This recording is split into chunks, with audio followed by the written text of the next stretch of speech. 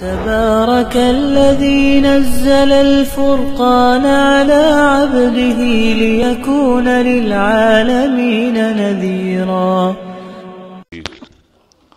اللهم بارك على محمد وعلى آل محمد كما باركت على إبراهيم وعلى آل إبراهيم إنك حميد مجيد. نبی صلی الله علیه وسلم باندې چې کله اولنی وحی راغله او نبی علیه الصلاة والسلام دا اندازه وشوله چې ماته نبوت میلاو شولو، نو بیا جبریل علیه الصلاة والسلام وخت په وخت باندې د نبی علیه السلام خواله به راتللو او نبی علیه الصلاة والسلام باقاعده تبلیغ آغاز وکړلو. اور تبلیغ دا آغاز نبی علیہ السلام خفیت اور پټ وکړل، ځکه چې نبی علیہ السلام دې وخت کې د مکې حالات ورته معلوم چې مکې کې ډېر لوی مشکلات وي. نبی علیہ السلام باندې اول خپلوانو کې خدیجة الکبرى رضی الله عنها ایمان راوړلو. په زنانو کې د ټولو نه اول ایمان بیبي حضرت خدیجة الکبرى رضی الله تعالی عنها ایمان راوړلو. او هغې نه پس بیا ابو بکر صدیق رضی الله عنه چې د نبی علیه السلام دوست و او دی په مکه معظمه کې ډېر لوی شرفاو کې په ډېرو ښو خلکو کې شامل و او تاجر و، د ډېرو غټو غټو خلکو ورسره تعلق ولو. ابو بکر صدیق هم چې کله مسلمان شو نو په خفیه طریقه باندې هغه هم د خلکو ته دعوت ورکولو، خلک بیا مسلمان کېدل با، لکه عثمان ابن عفان رضی الله عنه د دغه تعلق په وجه باندې مسلمان شو. عبدالرحمن ابن عوف رضی الله عنه، سعد ابن ابي وقاص رضی الله عنه، عثمان ابن مسعود رضی الله عنه، دا کوم لوی خلک تیر شوي دي بیا نو مختلف خلق ابو بکر صدیق رضی الله عنه سره تعلق و، هغه تعلق به هغه استعمالولو د نبی علیه السلام خواله به پټ خفیه ته ور راویستل با، او دا سلسله د نبوت چې دا پټه پټه چلیدله او د تبلیغ خبر هم پټه او ښکاره نه وه. بیا داسې و چې جبریل علیه السلام په دې دوران کې راغلی دی، نبی علیه السلام ته باقاعده د اودس چارهدم چل د وضو چل ښودلی دی. تاسو که مونځ کوئ یا سبق وایي نو تاسو په دې طریقه باندې به اودس به تاسو کوئ. او بیا جبریل علیه السلام باقاعده راغلی دی او مونځ طریقه هم ښودلې ده، تاسو له په دې طریقه مونځ پکار دی. د مکې خلکو به هم مونځ کولو، ځکه ځینې روایاتو کې راځي چې نبی علیه السلام به د اشراق مونځ په حرم کې کلاو کولو، وایي ځکه دا د مکې خلکو هم د اشراق مونځ کولو، مشرکانو و د اشراق وخت کې به هغوی د خپل طریقې باندې یو خاص طریقه و په هغې باندې به عبادت کولو په حرم کې. نبی علیه السلام به د اشراق په وخت کې مونځ کولو، خو نور چې کوم مونځونه و نوافل و داسې فرضي مونځ خو لا خبره نه وه، عام چې کوم نفلي عبادات و نو هغه به هم د الله رسول پټ کول. علي رضی الله عنه او نبی علیه السلام دواړه بیا تللي دي د حرم نه بهر، او د حرم ټول غرونه دی، واړه واړه غرونه، چېرته دنګ غرونه دي او د غرونو په منځ کې وړې وړې نالۍ غوندې وي اکثر. اوس هم د کوم خلک غار حرا ته وخېږي، غار ثور ته وخېږي، نو دا حرم ټول دقه شان اوس هم ښکارېږي دی اطرافو طرف ته. دا دواړه به بیا تلل او پټ به د غرونو په دې منځ کې مونځ کولو به، او دواړه یو ځلې په مانځه کې مشغوله دي. ابو طالب پرې راغی او ډېر ساعت ورته ولاړو دي په مانځه کې و. هغه کتل چې دا دوی څه کوي دي، بیا یې تپوس وکړو دا تاسو څه کوئ؟ نو علي رضی الله عنه ورته ویل موږ مونځ کوو. نو بیا ابو طالب ورته ویل ستاسو دا طریقه خو مې ډېره خوښه شوله، خو زه یې درسره نشم کولی، ځکه دی مشر و. ویل هسې نه چې مکه معظمه کې څه بل غوندې څه حالات شروع نه شي، او څه غوسه موسه هم ورته ونه کړله. نو نبی علیه السلام به پټ دقه شانتې بیا منځونو کې صحابه کرامو ته د تلل دی به یې داسې وه چې یو صحابي دی دار ارقم و د هغه په کور کې بیا چې دی په دار ارقم کې بیا نبی علیه الصلاة والسلام باقاعده ناسته به کول مختلف خلک به راتلل پټ پټ دا خبره شروع وه او تبلیغ پټ پټ و بیا داسې چې کله مسلمانانو تعداد تقریبا د 40 ته رسېدلو نو نبی علیه الصلاة والسلام ته باقاعده 3 کاله پس 3 کاله پټ د تبلیغ او د وعظ خبرې وي او 3 کاله پس نبی علیه السلام ته باقاعده حکم راغی سوره حجر کې د هغې تذکره ده چې فاصدع بما تؤمر د الله رسول خپله خبره وصفا کړه او ښکاره کړه بس او دویم حکم بیا راغی چې وانذر عشیرتک الاقربین خپلوانو نه شروع وکړه نو مسلمانان خو په غریبانو کې بیا بلال رضی الله عنه مصعب بن عمیر رضی الله عنه خبیب دا مختلف صحابه کرام په غریبو خلکو کې هم مسلمانان شوي او خلکو بس خاندل بیا یعنی مالدارو کې ډېر خلک مسلمانان شو په غریبو خلکو کې ډېر خلک مسلمانان شو او تعداد چې کله بیا 40 ته ورسېدلو نو 40 مسلمان عمر فاروق رضی الله عنه او خلکو په مکه معظمه کې چې مې ګویم شروع داسې تقریبا په دې کې 15 که شپږ زنانه مسلمان شوي نور سړیو تقریبا زیات تور نبی علیه الصلاة والسلام په مکه معظمه کې د هغه خلاف خبرې کېدلې عمر فاروق ډېر جلال والا و ډېر بهادر و توره ایستلې ده او ډېر تیزۍ سره روان دی غالبا سعد ورله مخې له ورغړی و چې چېرته دی هغه وی زما راتو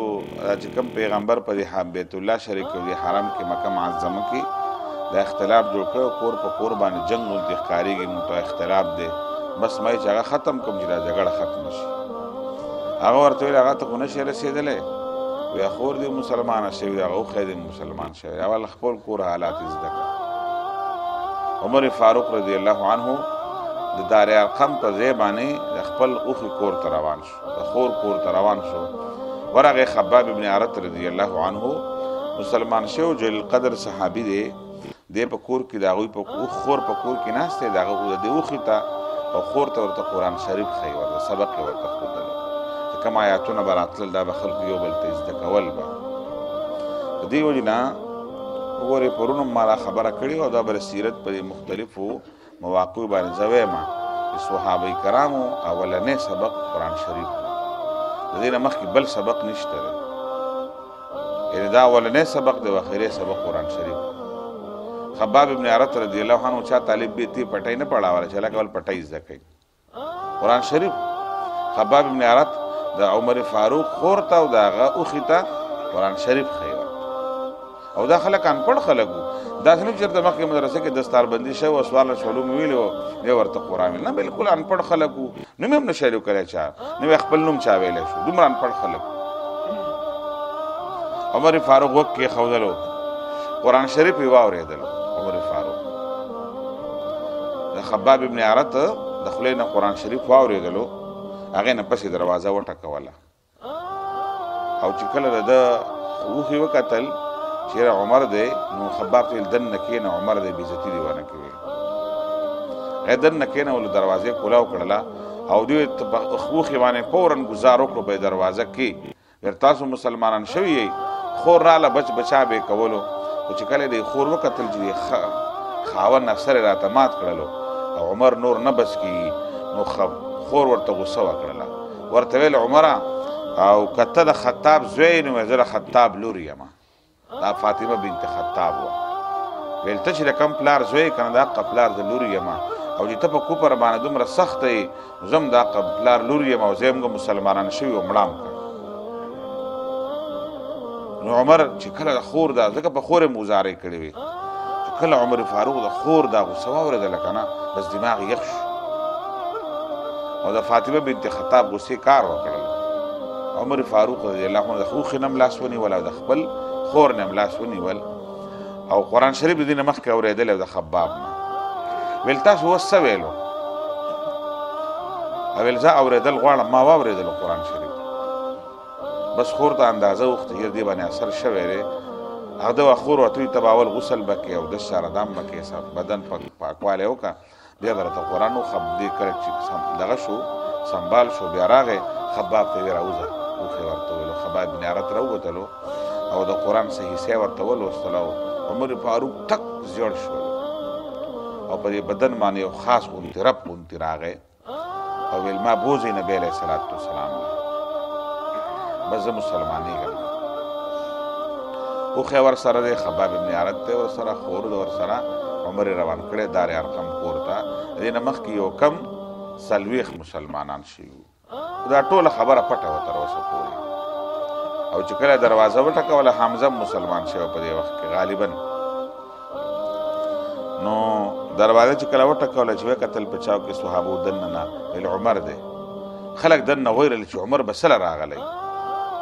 جنګ له نه یې راغلی بېعزتي ونه کړي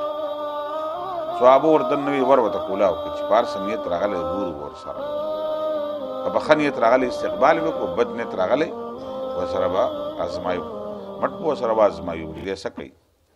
عمر فاروق ته چې کله دروازه کولاو کړل او ډایرکټ لاړو د الله د رسول خواله و نبی علیه صلات وسلام ته کېناستلو نبی علیه صلات او بلکل رنګ بدل دی د عمر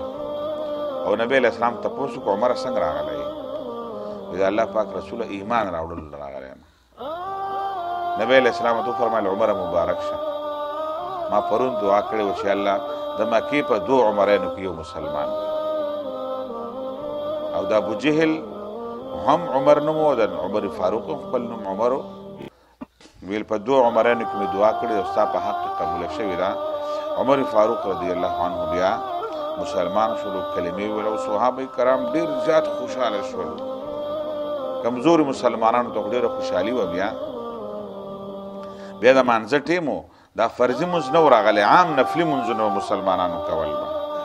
ځکه د مکې معظمې خلکو به هم د مونځ یو ترتیب په هغوی کې هم و د مکې خلک چې وو او د مشرکان دي کوم د مونځ یو ترتیب و د طواف یو ترتیب و په هغوی کې دا سره کافر هم نه و الله پاک یې منودلو مونځ به یې کولو طواف یې کولو بیت الله به یې جارو کولو غلاف به یې جوړولو حاجیانو له به یې اوبه ورکولې ستوان به یې په هغوی خوړل صدقې به یې کولې قربانۍ به یې کولې ډېر زیات د ابراهیم علیه صلات وسلام د دین ډېرې طریقې وې په هغې کې ځکه چې ابو طالب کله د علي نه تپوس وکړو ویل دا تاسو څه کوئ ویل چې دا د ابراهیم علیه السلام په طریقه مونځ کوو وی نه دین نه دی وی نه زوړ دین دی د ابراهیم علیه السلام په طریقه کوو ابو طالب ورته بیا خاموش شول ویل طریقه مې خوښه ده خو زه یې نشم کولی نو داسې و چې د مکې خلکو ځان په دین ابراهیمي ګڼودلو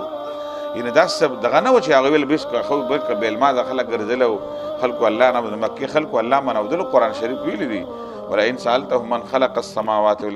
ليقولن الله الله فرمایي د مکې د خلکو نه تپوس وکړه اسمان او ځمکه چا پیدا کړي وی الله ان هغه ویل چې الله پاک خالق دی دی منودله ولئن سألتهم من نزل من السماء که تپوس وکړي باران څوک ویل الله ویل چا پیدا کړی الله پاک نور څوک راخېږي الله پاک د اسمانونه چا ودرولي دی الله پاک دا شپه چا راویسته الله پاک دا ورځ چا راوي الله پاک هغوی دا ټول هر څه وی د الله پاک کوي سم مسلمانان خو چونکې هغوی بت ته سجده لګوله او وی داسې نه چې دا بوتان خدای داسې نه ویل دا بوتان زمونږ او د الله په منځ کې وسیله ده موږ الله پاک ته دا بوتان وسیله کوو قرآن میں تاسو مشرکان دی اللہ پاک کے خالق منودلو اللہ پاک کے رازق منودلو اللہ پاک کے مالک چا اللہ خالق دے مالک دے رازق دے دا غوی منودلو با دی بانچا انکار نو نظمونگا خلق همگا چونگا کلا دی زیارتونو تاو دی خلقو لباباگانو خلق دی کنا ورده لکا مکا دا شرک دے وینا نا دا خود نیکانو خلقو وسیلہ خوصا گناہ نا دا کنا باقا شرک و بدی شرک سے فرق نشتا رہے دقا شرک دے بس دی وجه نه دی ته چې قبرونه لتل ګناه نه او دا چې کومه طریقه د معاشره دا ګناه ده د نبی علیه السلام چې کومه طریقه وه شپې هم تللی دی عایشه صدیقه رضی الله عنه فرمایي نبی علیه الصلاة والسلام ما سره په کوم په هغه شپه باندې ما سره په کمره کې راپاهېدم الله رسول نه ما سره بشتره ویل ما ګنتې وي د الله رسول به بلې بیبي خوا لتلی وی چې راووتلم نبی علیه السلام جنت البقیع نه را روان عائشه صدیقه فرمایي زه ولیدلم علماته چې عائشه ته راوتې بهر ته ولې ساسه خیر چې ما سره به نبی ظلم کوي او ستا سره به ستا په ځای باندې به بل بیبي خو حالت لمه دا رسول جنت البقیع دا مقبره و د مدینه منورې مشهوره مقبره وه اوس هم چې کوم خلک لاړ شي بالکل په یو څو قدمو کې د نبی علیه السلام د روضې مبارک سره بالکل جفت مقبره ده لرې نه ده داسې زیارت القبور څوک د شپې نیمه شپه کې څوک لاړ شي که نه دا خو چې کله په باباګانو کې د ښځې او نر را وچلېږي او داسې میله وچلېږي او بیا به کې چرچیان چرسم ووایي او پکې پوډر هم خرڅېږي زه هم که دا بابا را چرس او پوډر نه خبر دی د کنجرانو هم خبره چې دلته دا ورانیم کېږي او دا ورته څه نه دا خو بیا بابا نه دی یا خو ولی نه دی که او چې څه ورته نه وي مطلب دا چې دا غریب نه دی خبره ده خبره خو پوډر نه ولې نه رانیسي دا خواته چې چرس هم خرڅېږي پوډر هم خرڅېږي زناګان هم کېږي بل غلط هم کار کېږي هر څه کېږي دی ورته ولې څه نه وایي ما بس جماعت ته راځي هغه بابا خلاف مه کوئ ماری نه رانیسي دغه ماری نه ول نه رانیسي غریب نه دی خبره که دغه شرکیات پخوا مو اوس هم شته دی خو صفا خبرې خلک نه کوي ګورې هسې موږ په بوسو کې اوبه بوسو کې اوبه نه بوځو خلکو ته صلاح صفا ویل پکار دي زموږ د معاشرې دقه بت پره دا قبر پرستي سره دا شرک دی دا بت پرستی ده په هغه زمانه کې خلکو کمرې ته سجده لګوي اوس خاورو سرې ته سجده لګوي دا خاورو سلی دی بس غټ غټ زیارتونه زموږ په وطن کې جوړ دي دا غلط طریقې دا شرکیات دي نبی علیه الصلاة والسلام د دغه خلاف خلکو ته کولو قرآن مخالفت کړی نور اسباب هم کېدلی شي بهرحال په هغه زمانه کې په حرم کې خلکو منځونه کول او دا څه نه عبادات هم خو شرکیات پې غالب ودرېدي عباداتو اثر ختم شوی و نو شریعت د خلکو عقیدې ټیک کولې چې عقیدې په لحاظ سره څوک ټیک وي د هغه عمل به بیا ټیک وي او چې چا عقیده خراب وي که نه د هغه عمل به ټیک نه وي بیا عقیده باندې ایمان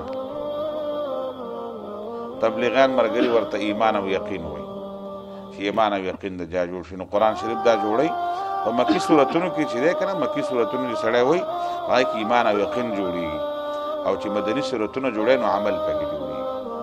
په مکي صورتونو کې ایمان او د یقین خبرې دي او په مدني صورتونو کې د اعمالو خبرې دي لکه تاسو وایي دا قرآن شریف سره د ساینس فارموله ښیي نه دا د ایمان او یقین خبرې قرآن ښیي دا د عمل د ټیکوالې خبرې قرآن شریف ښیي موږ خلک وایي چېرته خانقاه ته لاړلی او چېرته پیر صاحب په دې خپو کې سیده ولګوله چې والله د عمل هم لږ ټیک شولی قرآن وایي زما سره بیعت وکړه او زه ستاسو پیر یم ما سره لږ بیعت وکړه ته ما څه خوا ته رانږدې شه زه د اعمال هم ټیک کړم او ایمان یقین هم دې جوړ کړم ته نه ما قرآن شریف ته نه بل یو مسلمان نه قرآن شریف څوک د قرآن شریف خوا ته کېږي نه به ایمان او یقین جوړېږي او نه به عمل جوړېږي قرآن شریف سره تعلق صحابه کرامو ایمان په قرآن جوړ کړو سیمټو ومټو باندې نه جوړ چې ډېرې پیسې ورسره وي یا سیمټ او بنګلې ډېر نه قرآن شریف په ایمان جوړ کړو یقین جوړ کړو او د اعمالو اصلاح هم مدني آیاتونو کړي وه بهرحال صحابه کرامو دغه څلوېښت مسلمانان برابر شو د مانځه ټیم و عمر فاروق ویل په حقه باندې ویل وی راځئ چې ځو او دا وخت چې مسلمانان راووتل بس دا درې کاله د نبوت برابر شو تقریبا چې عمر فاروق مسلمان شوی و د څلوېښتو مسلمانانو تعداد پوره شولو په دې کې زنانه هم شامل خو زنانو تعداد کم دی مسلمانانو کل کر په حرم کې بیا مونځ وکړلو او په نبی علیه السلام باندې په دې وخت کې بیا خلک راغونډ شوي دي او په دې دوران کې په حرم کې بیا یو سړی وجلی و د نبی علیه السلام بچاوې کولو چې هغه مسلمان و که نه و خدای یو کس دی چې حارث که عبدالله د حارث دی دا څه نوم یې دی چې هغه په دې وخت کې بیا خلکو نبی علیه السلام بچاو هغه کولو هغه بیا خلکو به د حرم کې دننه مړ کړل دا اولنۍ ګرمې ورځې وي نو د ځینو خلکو رایه داره چې د اسلام اولنی شهید هم دغه و اگر چې د ځینو مورخینو رایه داره چې اولنی شهادت چې دی هغه سمیه رضی الله عنها یو زنانه ورکړی دی بهرحال ډېره سختې ورځې وې ډېر خطرناک وخت و هغه چې کله مسلمانان بهر راوتل او د ټول حرم او د ټولې معاشرې خلاف ودرېدل ډېر ګران کار و ډېر مشکل کار و او هغه مشکل کې هغه برداشت کړو نن ته بالکل نارمل حالات دي په جوماتونو کې ناست وي بیانونه کوو وعظ کوو درس کوو بهر که مونځ کوو خلک هم ته ګوره خلک چې موږ درس وکړو ښه خبرې وکړو خلک بد نه ګڼي څوک دي زموږ خو ډېر ښه ماحول دی خو لږ دین سره ځان نږدې کول پکار دي نو ته خو بالکل څه بهانه نشته دی داسې چې د قرآن او د حدیث پوهه حاصلول پکار دي په قرآن او حدیث باندې ځان پوهه کول پکار دي په دین باندې عمل کول پکار دي الله پاک دې موږ په اسلام او په دین باندې پوهه هم راکړي عمل هم راکړي او هر قسمه خرابیان الله پاک زموږ زندګۍ نه ختم کړي سبحان ربك رب العزة عما يصفون وسلام على المرسلين والحمد لله رب العالمين